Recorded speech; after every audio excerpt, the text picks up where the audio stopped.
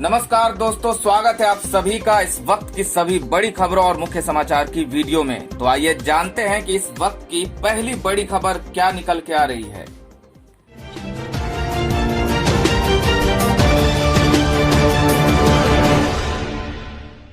दोस्तों, इस वक्त की जो सबसे पहली बड़ी खबर निकल के आ रही है उसमें बता दें आपको कि राहुल गांधी ने कहा सिर्फ लॉकडाउन से कोरोना को हरा नहीं पाएंगे। ये पॉज बटन की तरह है। जी हाँ दोस्तों, आपको बता दें कि कांग्रेस के पूर्व अध्यक्ष राहुल गांधी ने आज कोरोना वायरस को लेकर वीडियो कॉन्फ्रेंसिंग के जरिए प्रेस कॉन्फ्रेंस की। इसमें उन्होंने कहा कि कोरोना संकट को लेकर सरकार पर कुछ सवाल उठाए और कुछ सुझाव भी दिए। उन्होंने कहा कि लॉकडाउन के जरिए हम कोरोना वायरस के संकट को हरा नहीं पाएंगे। ये सिर्फ एक पॉज बटन की तरह काम कर रहा है। राहुल गांधी ने कहा कि देश में कोरोना को हराने का एक ही तरीका है कि इसकी टेस्टिंग बढ़ाई जाए। देश में रैंडम टेस्टिंग होनी चाहिए। देश में अब इमरजेंसी जैसे हालात हैं। एक जिले में औसतन सिर्फ 350 टेस्ट हो रहे हैं, जो नाकाफी है।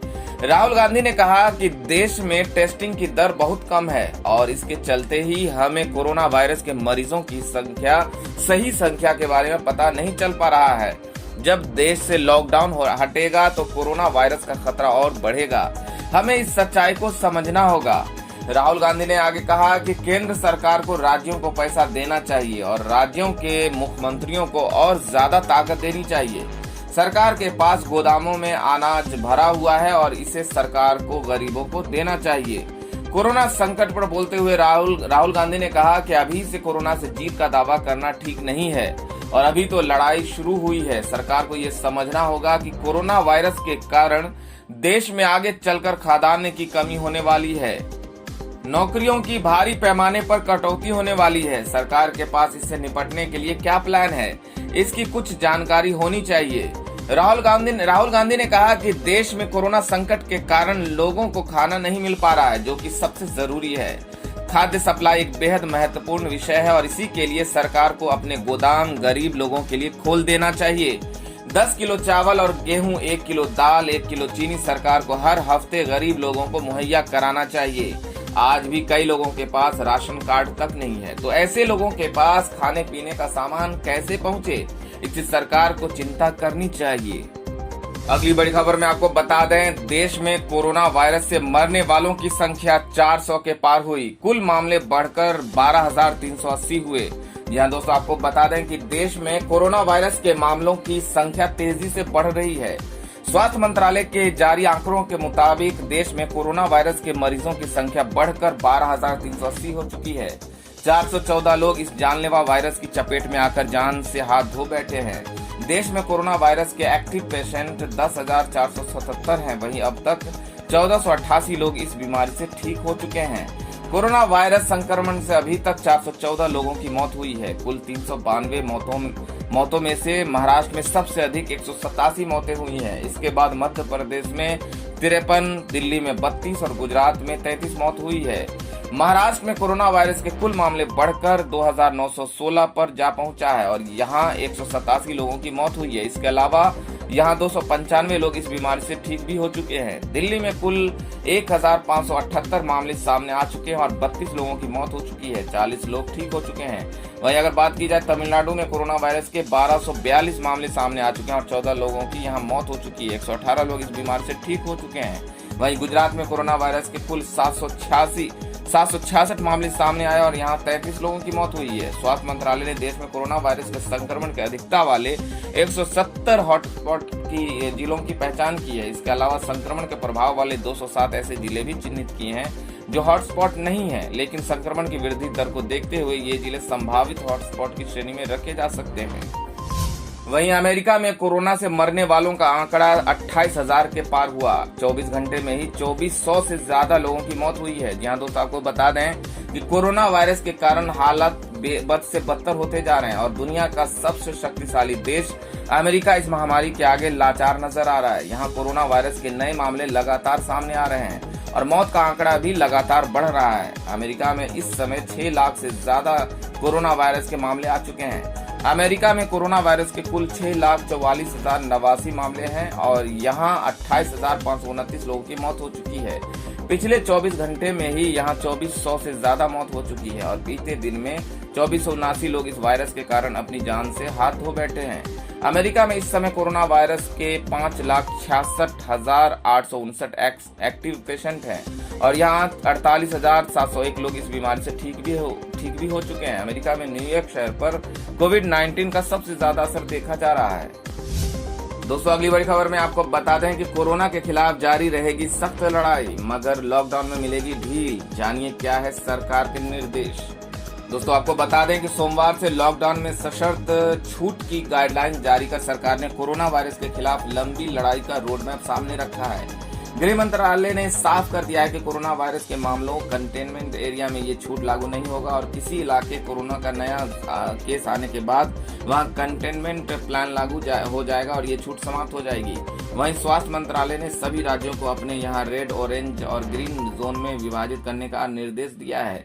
रेड और ऑरेंज जोन में कंटेनमेंट प्लान लागू होगा और वहां आर्थिक गतिविधियों में छूट नहीं मिलेगी। जाहिर है 3 मई को लॉकडाउन खत्म होने की स्थिति में भी कमोबेश इन्हीं शर्तों के साथ काम करने की इजाजत होगी। मंगलवार को प्रधानमंत्री नरेंद्र मोदी की घोषणा के अनुसार गृह मंत्रालय ने 20 अप्रैल से सशर्त व सीमित आर्थिक गतिविधियों को इजाजत देने का विस्तृत गाइडलाइन जारी किया।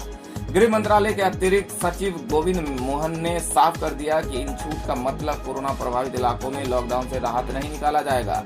कोरोना वायरस को रोकने के लिए प्रभावित इलाकों में लॉकडाउन उसी तरह जारी रहेगा। सिर्फ उन इलाकों में ये छूट लागू होगी जहां कोरोना का कोई केस नहीं मिला है या स्वास्थ्य मंत्रालय उसे कोरोना से मुक्त क्षेत्र कर दिया हो।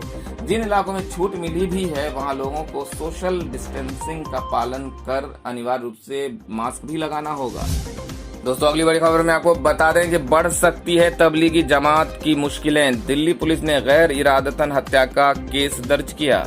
जी हां दोस्तों, आपको बता दें कि निजामुद्दीन मरकज मामले में बड़ा खुलासा हुआ है। दिल्ली पुलिस ने तबलीगी जमात पर जो एफआईआर की थी अब उसमें गैर इरादतन हत्या की धारा भी जोड़ दी है। धारा 304 यानी गैर इरादतन हत्या की ये धारा एफआईआर में जुड़ने के बाद निजामुद्दीन तबलीगी जमात की मुश्किलें आने वाले दिनों में और बढ़ सकती है।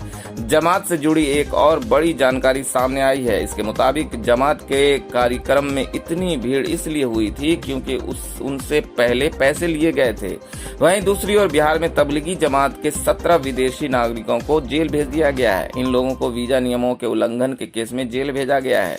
किर्गिस्तान के इन नागरिकों का कोरोना टेस्ट नेगेटिव आया था, लेकिन पुलिस ने इन लोगों को पकड़कर जेल में भेज दिया। 23 मार्च को पटना के दीघा और फुलवारी में 17 विदेशी नागरिकों को होने की सूचना पुलिस को मिली थी।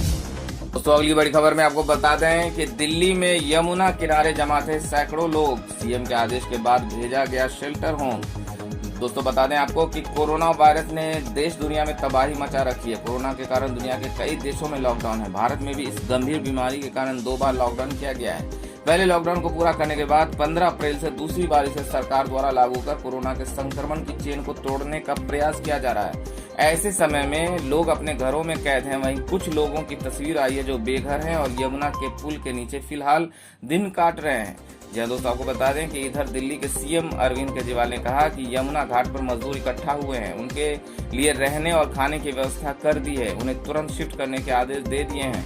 इधर एएनआई से सूचना मिली है कि कुछ प्रवासी कामगार जो कश्मीरी घाट पर जमा है उन्हें फल और अन्य खाने का सामान देकर शेल्टर होम में शिफ्ट किया जा रहा है। ये लोगों को लॉकडाउन के दौरान शारीरिक दूरी का ख्याल रखने के लिए सुरक्षित जगह पर भेजा जा रहा है।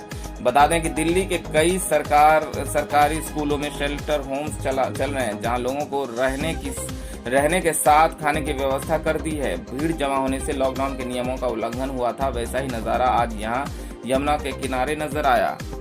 यहाँ लोग शारीरिक दूरी का ख्याल नहीं रख रहे थे। बता दें कि कोरोना वायरस के संक्रमण से बचने के लिए लोगों से घरों में ही रहने, बार बार हाथ धोने जैसी तमाम अपील के बीच ये एक वर्ग ऐसा भी है जिसके लिए राजधानी दिल्ली में यमुना नदी के ऊपर बनी पुल ही छत है। चारों तरफ फैले कचरे और बदबू के बीच ये लोग समय काट रहे थे, जिन्हें अब शेल्टर होम में सुरक्षित रखा जा रहा है। तो अगली बड़ी खबर में आपको बता दें कि 94 लाख टिकट रद्द होंगे। 1490 करोड़ रुपए वापस करेगा रेलवे। टिकट कैंसिल न कराएं, अपने आप रिफंड हो जाएंगे पैसे।